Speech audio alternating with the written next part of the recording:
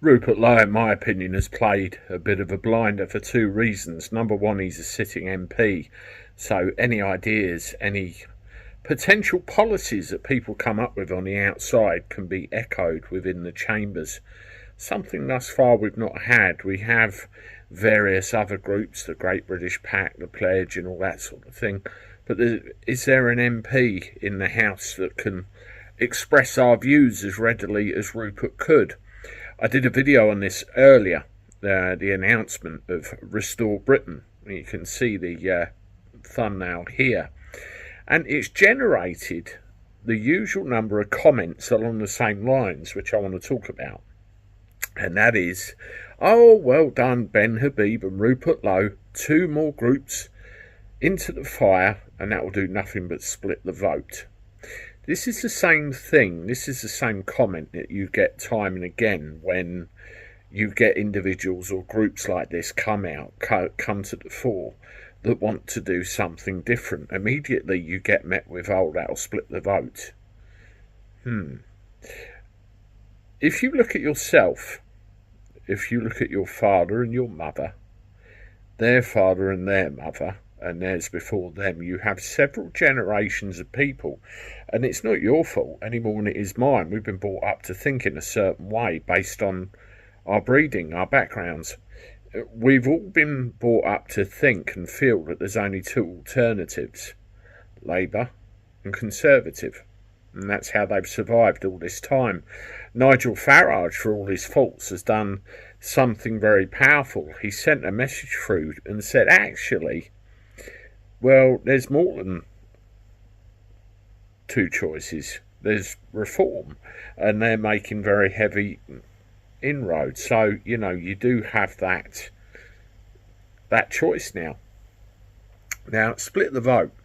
I want you to do me a favour right now, if you've got this far. In the comments below, I want you to tell me that if there was a general election tomorrow, who would you vote for? No smart-ass comments, none of that. Just simply give me a party name. Who would you vote for right now? And I'll be interested to go through and read them all. Splitting the vote is correct if you believe that the British system, the British voting system, which has kept us all trapped for all this time, is continuing to work. The only way it will break, the only way it will come out of that system is if enough of us in our droves suddenly turn around and realise it's not about splitting the vote, it's not about tactical nous and all the rest of it, it's about doing what's right for the representative in your area. There's a lot going on in the background with hearings and all that sort of thing as well all the time.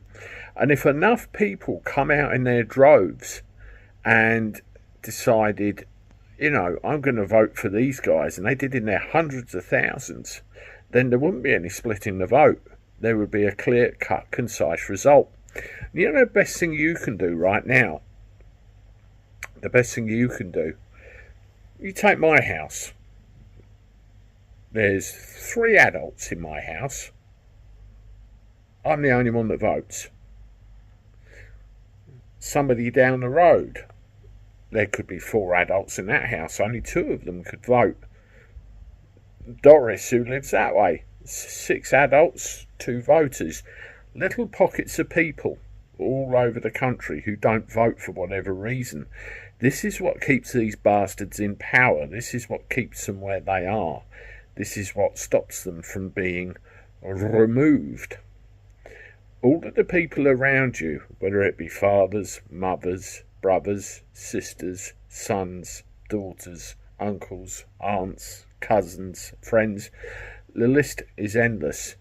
Get them engaged, get them talking, get them thinking about politics, get them reading, get them researching, get them realising that if we sit on our hands and do nothing, then we're doomed.